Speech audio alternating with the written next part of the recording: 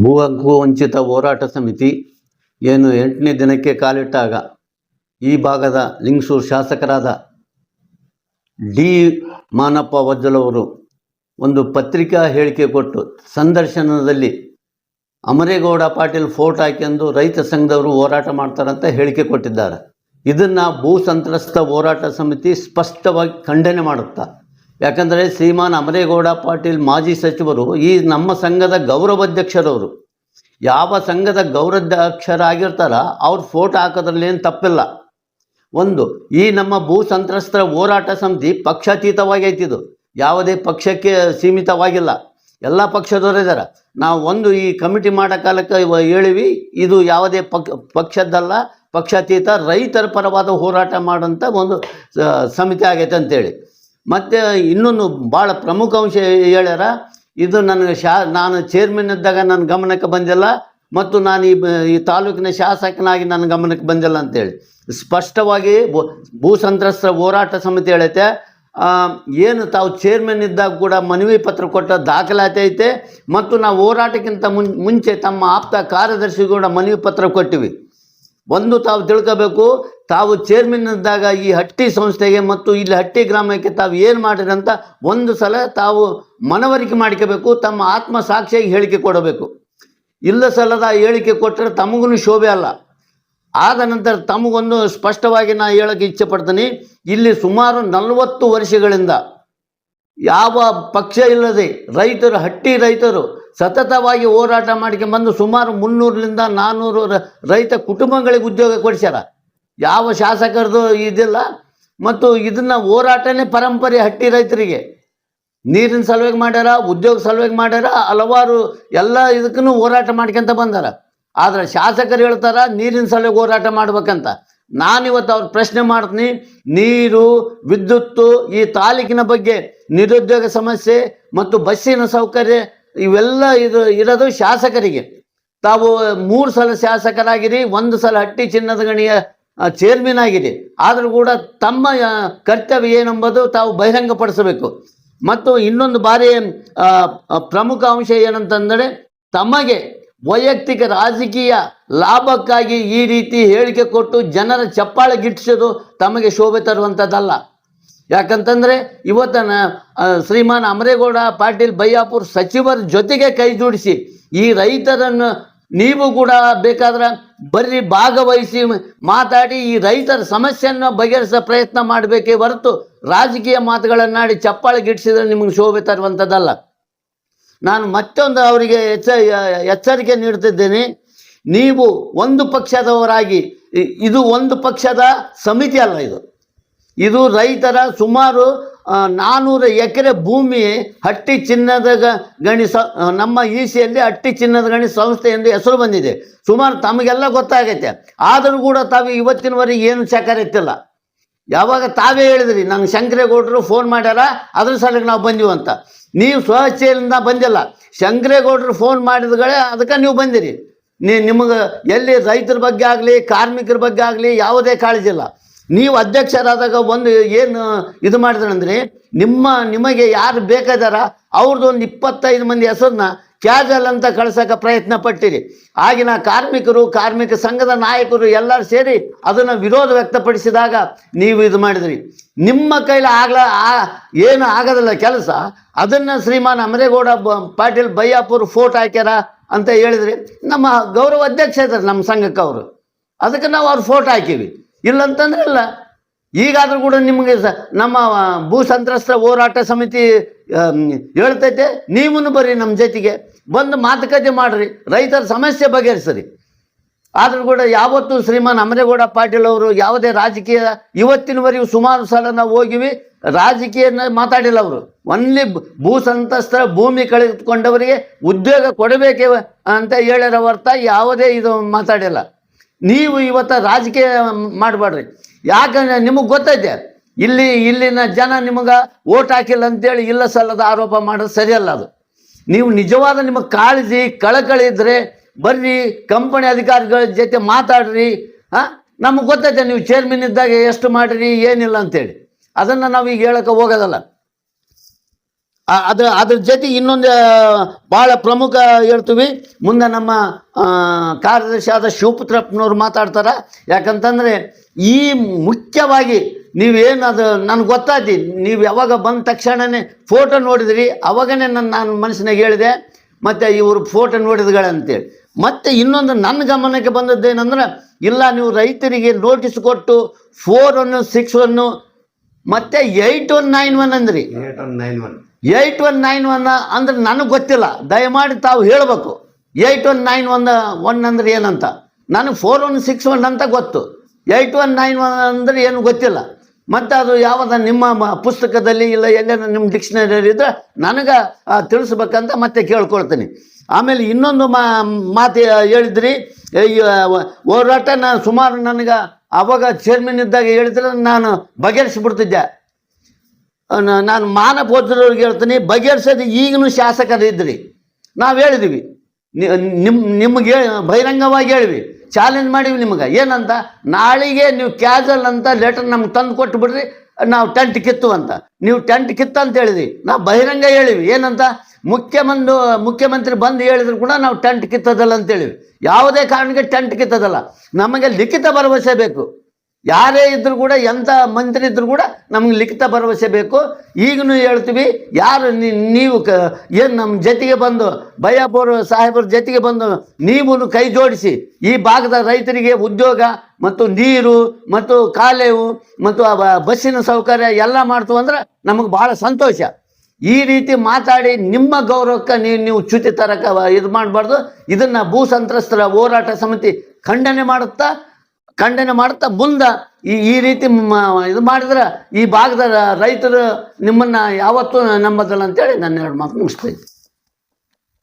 ಮೊನ್ನೆ ದಿನ ಮಾನ್ಯ ಶಾಸಕರು ಮಾನಪ್ಪಡ್ಡಿ ವಜ್ಜಲ್ ಅವರು 9ನೇ ದಿನ ನಮ್ದು ಏನು ಅನಿರ್ದಿಷ್ಟ ಸರಿದ ಉಪವಾಸ 9 ದಿನ ಯಶಸ್ವಿ ನಡೆದ ಟೈಮ್ನಲ್ಲಿ ನಮ್ಮ ಧರಣಿ ಸ್ಥಳಕ್ಕೆ ಬಂದು ಕೇಸಿ ತಾವು ಏನು ನಮ್ಮ ಅಮರೇಗೌಡ ಪಾಟೀಲ್ ಬಯ್ಯಾಪುರ ಫೋಟೋ ನೋಡಿಗಳೇ ನಡಗಿಬಿಟ್ಟಂತ.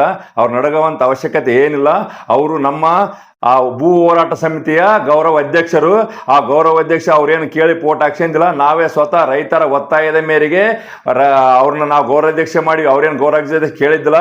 ನಾವೇ ಅವ್ರ ಹತ್ರ ಖುದ್ದು ಹೋಗಿ, ಸರ್ ನೀವು ನಮ್ಮ ಹೋರಾಟದ ನೇತೃತ್ವ ವಹಿಸ್ಬೇಕಂದಾಗ, ನಾನು ಬೇಡಪ್ಪ ನಿಮ್ಮ ಜೊತೆಗೆ ಇರ್ತೀನಿ, ನೀವೇ ಎಲ್ಲ ಆಗ್ರಂದಾಗ ನಾವು ಹೇಳಿದಾಗ ಇಲ್ರಿ ನೀವು ಗೌರವಾಧ್ಯಕ್ಷ ಆಗ್ರಿ, ನಮ್ಮ ಜೊತೆಗೆ ಇರ್ಬೇಕಂತ ಹೇಳಿದಾಗ ಅವ್ರು ಒಪ್ಪಿಗೆ ಅಂದ್ರೆ ನಾವು ಅವ್ರ ಫೋಟೋ ಹಾಕಿದ್ದು ನಮ್ಮ ರೈತರ ಒತ್ತಾಯದ ಮೇರೆಗೆ ಅವ್ರ ಫೋಟೋ ಹಾಕಿ. ಅವ್ರು ನಮ್ಮ ಸಂಘದ ಗೌರವ ಅಧ್ಯಕ್ಷರು.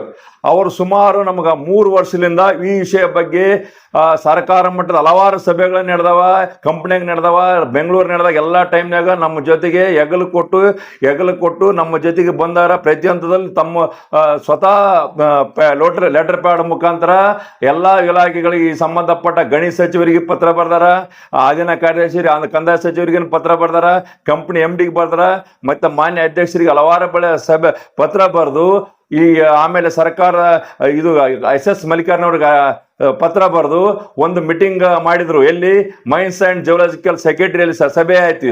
ಆ ಟೈಮ್ನ ಅವ್ರು ಹೇಳಿದ್ರು, ಈ ಅಟ್ಟಿಚ್ಚಿಗೆ 1300 ಎಕರೆ ಗಣಿ ಲೀಸ್ನಲ್ಲಿ 905 ಎಕರೆ ಕಂಪ್ನಿ ಭೂಮಿ, 400 ಎಕರೆ ಇದು ರೈತರ ಪಟ್ಟಾ ಜಮೀನು, ಇದರಲ್ಲಿ ನೀವು ತಪ್ಪು ಮಾಡಿದ್ರಿ. ಈಗ ನೀವು ಇದರಿಂದ ನಿಮ್ಗೆ ಈಸಿಯಿಂದ ಅಟ್ಟಿಚ್ಚನಗಣಿ 400 ರೈತರ ಪಟ್ಟ ರೈತರು ಬಿಡಕ್ಕೆ ಬರದಲ್ಲ, ಯಾವುದೇ ಕಾರಣಕ್ಕೆ ನೀವು ತಗೋಬೇಕಂತ ಅಂದಿನ ಇವರು ಅಧೀನ ಕಾರ್ಯದರ್ಶಿಗಳು ಬೆಂಗಳೂರಲ್ಲಿ ಹೇಳಿದಾರ. ಇವರ ಕಂಪನಿಯವರು ಬರೇ ಕಾಲಹರಣ ಮಾಡಿಕೊಂತ ಬಂದು ಈ ತರ ಇದನ್ನ ಸೃಷ್ಟಿ ಮಾಡಿದ್ದಾರೆ. ಆಮೇಲೆ ಇವ್ರು ಹೇಳ್ತಾರ, ಇವ್ರು ಫೋಟೋ ಹಾಕ್ಯಂದ್ರ ಅವ್ರ ಫೋಟೋ ಹಾಕ್ಯಂದ್ರ ನಾವು ಕೂಡ ಹೇಳ್ತೀವಿ, ಈಗ ನಮ್ಮ ಹೋರಾಟಕ್ಕೆ ನೀವು ಬೆಂಬಲ ಕೊಟ್ರ ನಿಮ್ಮ ಫೋಟೋನ ಹಾಕ್ತಿವಿ, ನೀವು ಬರ್ರಿ, ನೀವು ನಮ್ಮ ಜೊತೆ ಕೈಗೊಡಿಸ್ರಿ. ಆಮೇಲೆ ಈಗ ನೀವೇನು ಹೇಳಿದ್ರಿ, ಅವ್ರನ್ನ ಸದನದಾಗಿದ್ರೆ ಅವ್ರನ್ನ ಸದನಗಿಲ್ಲ ಅಂತ, ನೀವು ಸದನದಲ್ಲಿ ಹೋರಾಟ ಮಾಡಿ ನಮ್ಗೆ ಗೆಲುವು ಮಾಡಿ ಕೊಡ್ರಿ. ಅವ್ರು ಹೊರಗಿದ್ರು ಅವ್ರ ಸರ್ಕಾರ ಐತೆ, ಮಾನ್ಯ ಅಮರೇಗೌಡ ಬಯ್ಯಾಪುರ ಪಾಟೀಲ್ ಅವ್ರ ಸರ್ಕಾರದ ಇದ್ದು ಮುಖ್ಯಮಂತ್ರಿನ ಭೇಟಿಯಾಗಿ ನಮ್ಮ ಸಮಸ್ಯೆಗೆ ಸ್ಪಂದಿಸುವ ಶಕ್ತಿ ಅಮರೇಗೌಡ ಪಾಟೀಲ್ ಬಯ್ಯಾಪುರಗಿದೆ.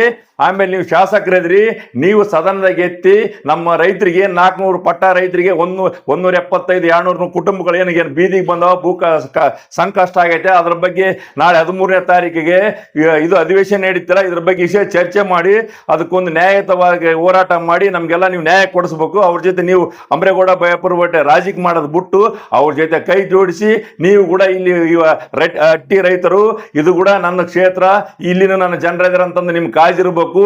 ನೀವಿಂತ ಸಣ್ಣ ಸಣ್ಣ ಹೇಳಿಕೆ ಕೊಡೋದು ಬಿಟ್ಟು ಇಲ್ಲಿ ನೀವು ಧರಣಿ ಸ್ಥಳಕ್ಕೆ ಬಂದು ನಾನು ಬೆಂಬಲ ಐತೆ, ನೀವು ಹೋರಾಟ ಮಾಡೋದು ಕರೆಕ್ಟ್ ಐತೆ, ಇನ್ನು ಇವ್ರು ನಿಮ್ಮ ಹೋರಾಟಕ್ಕೆ ಸರಿಯಾಗಿ ಸ್ಪಂದಿಸಲ್ಲ, ಸ್ವತಃ ನಾನೇ ಬಂದು ಹಟ್ಟಿ ಚಿನ್ನದ ಗಣಿಗೆ ಮುಖ್ಯಧಾರ ಕುಂದಿರ್ತಂತ ಹೇಳಿ ಏಕಾಏಕಿ ಹಟ್ಟಿ ಚಿನ್ನದ ಗಣಿಯ ಅತಿಥಿ ಗೃಹದಲ್ಲಿ ಎಲ್ಲ ಪತ್ರಿಕೆ ಮಾಧ್ಯಮದ ಮುಂದೆ ನೀವೇನು ಹೇಳಿಕೆ ಕೊಟ್ಟಿರಲ್ಲ ಅದು ನಾನು ಖಂಡನೆ ಮಾಡ್ತೀನಿ. ಮತ್ತು ನನಗೆ ಇದ್ರ ಬಗ್ಗೆ ಅಸಮಾಧಾನ ಐತೆ. ಯಾಕಂತಂದ್ರೆ ಈ ಕ್ಷೇತ್ರದಾಗ ನೀವು ಶಾಸಕರಿದ್ರಿ, ಇಲ್ಲಿ 9 ದಿನದಿಂದ ಅನಿರ್ದಿಷ್ಟ ಸರದಿ ರಾತ್ರಿ ಸತ್ಯಾಗ್ರಹ ನಡೆದ್ರು ಕೂಡ ನನ್ನ ಗಮನಕ್ಕಿಲ್ಲ ಅಂತ ಹೇಳ್ತೀರಿ. ಅದು ನಾನು ಮೊದಲು ಖಂಡನೆ ಮಾಡ್ತೀನಿ. ಯಾಕಂದ್ರೆ ಪ್ರತಿ ತಾಲೂಕಿನಾಗ ನಡೆದ ಪ್ರತಿ ದಿನ ಕೂಡ ನಿಮ್ಗೆ ಇದ್ರ ವಿಷಯ ನಿಮ್ಗೆ ಗೊತ್ತಿರಬೇಕು. ನೀವು ಕಾರ್ಯಕ್ಷೇತ್ರ ಕೇಂದ್ರ ಸ್ಥಾನದಾಗ ಇಲ್ಲ ಅಂದ್ರೆ ಕೂಡ ನಿಮ್ಮ ಆಪ್ತ ಸಹಾಯಕರ ಮುಖಾಂತರ ಅದು ಏನು ನಡೀತಿ ಅಂತ ತಿಳ್ಕೊಳ್ಳೋಷ್ಟು ನಿಮ್ಗೆ ಇಲ್ಲಂದ್ರೆ ನಾನು ಇದ್ರ ಬಗ್ಗೆ ಏನು ಹೇಳಕ್ಕಾಗಲ್ಲ.